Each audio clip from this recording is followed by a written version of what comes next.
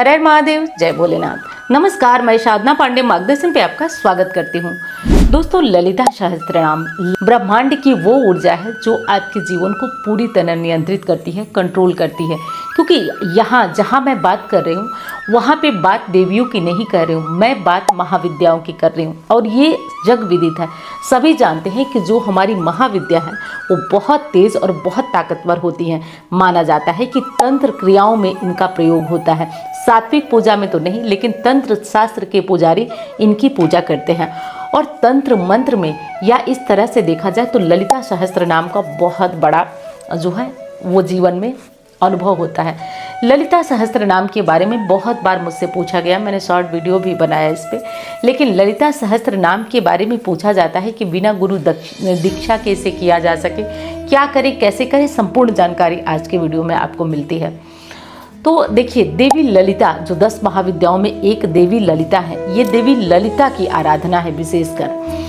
और जब आप इनका पाठ शुरू करते हैं ना, तो आपके दिमाग में जितनी भी, जैसे किसी को डिप्रेशन है, कुछ है, इधर उधर की चीज़ें हैं, नकारात्मकता भरी, पहले तो दिमाग की डीप क्लीनिंग कर देता है।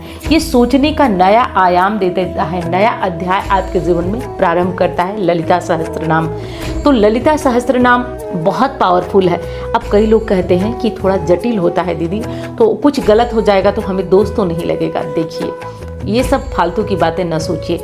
अगर आप अपनी माँ को बुलाते हैं, पुकारते हैं, तो क्या अभी कभी कोई गलती हो जाती है आपसे तो माँ नहीं समझती है, माँ समझती हैं। बस लोग इनसे डरते इसलिए हैं क्योंकि ये तंत्र विद्या में इनका प्रयोग होता है, तांत्रिक ज़्यादातर इनका प्रयोग करते हैं। लेकिन मैंने बहुत अच्छे से इस बात को इस वीडियो में बताने की कोशिश की है कि जो भाई बहन ललिता सहस्त्र नाम का पाठ करना चाहते हैं वो पूरी तरह से कर सकते हैं, डरे नहीं।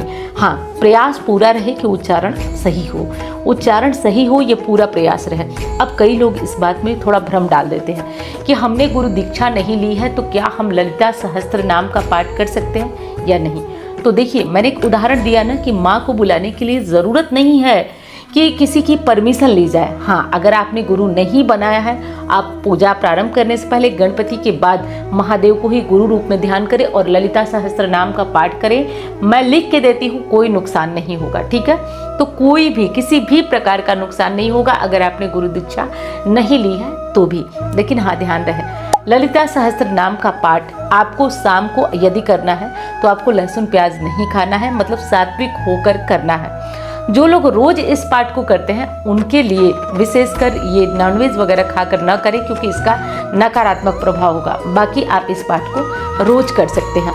अब जो सुहागिन महिलाएं हैं उनके लिए एक दिक्कत और आएगी कि क्या हम प्रतिदिन ब्रह्मचर्य रखें। देखिए, कुछ ऐसा नहीं है। माता अनसुईया ने आपको ही वरदान दिया है कि आप ऐसा कर सकती हैं, किसी भी पूजा पाठ में शामिल हो सकती हैं। तो कुछ भी आप बहुत मत सोचिए, आप इस पाठ को कर सकती हैं। चलिए, अब रोज आप इस पाठ को नहीं कर सकते हैं तो फिर आपको इस पाठ को कब करना चाहिए। तो अगर रोज करने में असमर्थ है तो शुक्रवार करिए, क्योंकि ललिता सहस्त्र नाम क्या क्या देता है वो बता देती हूँ। एक तो अगर आपके घर में छुपी हुई कोई नकारात्मक शक्ति है जो कोई नहीं निकाल पा रहा है, वो इससे निकलेगी। अगर आपके घर में बहुत लड़ाई झगड़े, अनजाने में बहुत सारी चीज़ें ऐसी हो रही हैं जो आप समझ ही नहीं पा रहे, तो वो चीज़ आपको राहत देगी। दूसरी चीज़ है, दूसरी जो बहुत बड़ी चीज़ है कि आप अपने आप को बहुत बहुत हल्का महसूस करते हैं, बहुत सारे तनाव है। देखिए, ये समय ना टेंशन देने वालों की अधिकाई है। टेंशन देने वाले बहुत हैं जो आपको खुश और आराम से रहने ही नहीं देना चाहते हैं। वो आपको किसी न किसी भांति परेशान करने की कोशिश कर रहे हैं। तो किसी तरीके से वो आपको टेंशन दे रहे हैं, आपकी चुगली के रूप में या इधर की उधर की।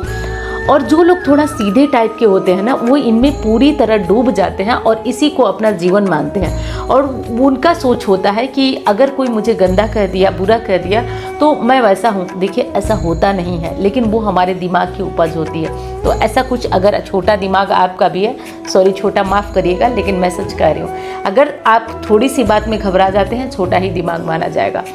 तो अगर ऐसा दिमाग है तो ललिता सहस्त्र नाम आपको ज़रूर पढ़ना चाहिए। मैं एक चीज़ क्या गिनवाऊँ, बताइए, एक चीज़ क्या गिनवा दूँ आपको कि क्या करें, ये पाठ करेंगे तो आपको क्या मिलेगा। इसलिए मैं आपको बता रही हूँ कि कुछ भी मैं गिनवा ही नहीं सकती हूँ, क्योंकि ऐसा कुछ बचा ही नहीं है जो ललिता सहस्त्र नाम को संकल्प लेकर किया जाए और वो न मिले।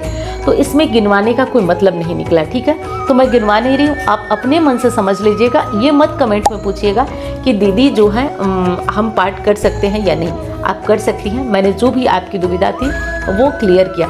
हाँ, फिर भी कुछ चीज़ें छूट सकती हैं, तो वो चीज़ आप मुझसे बिल्कुल पूछिए। जो चीज़ मैं, क्योंकि मैं भी इंसान हूँ ना, तो मुझसे भी तो गलती हो ही सकती है। बहुत सारी बातें मैं बताऊंगी, कुछ छूट जाएगा, लेकिन एक चीज़ विश्वास से कहती हूँ कि दोस्तों, मैं आपके लिए ये प्रयास कर रही हूँ कि आपके जीवन में कहीं से कोई ऐसी छोटी सी किरण आए जिससे आप अपने जीवन में सुखी रहें। तो मैं एक प्रयास कर रही हूँ, महादेव की कृपा से वो प्रयास पूर्ण हो। इसके लिए आपके साथ और आपके सहारे की बिल्कुल आवश्यकता है।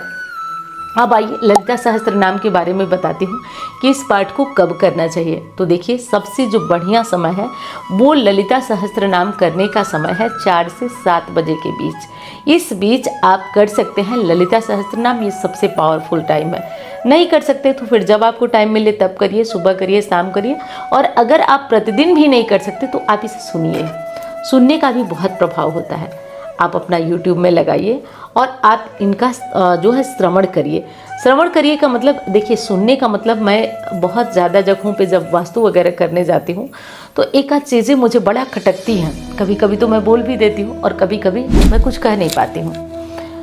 तो देखिए, भजन या कोई भी चीज़ चलाने का मतलब ये नहीं है कि भजन चला दिए, कुछ भी चला दिए और हम अपना फ़ोन पे बात कर रहे हैं, इधर उधर कर रहे हैं। जो आप अपना दैनिक जीवन का काम कर रहे हैं, देखिए हम सब गृहस्थ हैं और ऐसा नहीं है कि हम छोड़ करके और भजन कीर्तन ही करने लगे तो काम चल जाएगा। नहीं, जिसका काम खाना बनाना है वो खाना बनाएगा, जिसका जो काम है वो करेगा, क्योंकि करेगा ही तभी वो जीवन चलेगा। क्योंकि कर्म प्रधान विश्व चिराका, और हम अपने कार्यों से विमुख नहीं हो सकते। काम तो हमें हर स्थिति में करना पड़ता है। कई बार तो मैं आपको अपनी बात बता दूं दोस्तों, तो कई बार ऐसा होता है कि मैं 200 किलोमीटर का सफ़र करके आ रही हूँ और ये मेरे लिए बड़ी बात नहीं है। मैं अक्सर आती जाती रहती हूँ, ज़्यादातर बनारस से मऊ, मऊ से बनारस, ये मेरा होता है। तो दोनों मिला के एक दिन में 200 किलोमीटर हो जाता है। तो ये मैं करके आती हूँ, फिर भी मेरे पास बहुत सारे काम होते हैं जिनकी कुंडली 3 दिन 4 दिन से पेंडिंग पड़ी है। वो परेशान होते हैं। पता चला कि किसी को मुहूर्त निकाल के देना है, पता चला कि किसी का मतलब कुछ बहुत अर्जेंट है। तो इस स्थिति में मैं रात को 9 बजे 10 बजे आऊँगी तब भी कॉल करूँगी और कराऊँगी और अपना जो कार्य है वो करूँगी। अधिकतम मैं क्या छोड़ सकती हूँ? अधिकतम मैं ये छोड़ सकती हूँ कि अपनी वीडियो नहीं जाएगी, इतनी ही हो सकती है। लेकिन जिनकी ज़रूरत है उनको तो मुझे करना ही है। तो मैं ऐसा नहीं करूँगी कि अपना काम छोड़ दूँगी। और मेरे बताने के पीछे यही उद्देश्य है कि आप लोगों को अपना कोई भी कार्य छोड़ना नहीं है, कोई भी कार्य नहीं छोड़ना है। इस विशेष बात को आपको ध्यान रखना है। किसी भी कार्य को छोड़कर आपको आगे नहीं बढ़ना है। पूरा कार्य करते हुए और जैसा टाइम, जितना टाइम है उसी में भगवान को याद करिए। तो इस विशेष बात को आप ध्यान करिए। और जिन लोगों का ये सवाल था ललिता सहस्त्र नाम से जुड़ा हुआ, मैं उम्मीद करती हूँ कि आपको सारी बातें बता दी होंगी।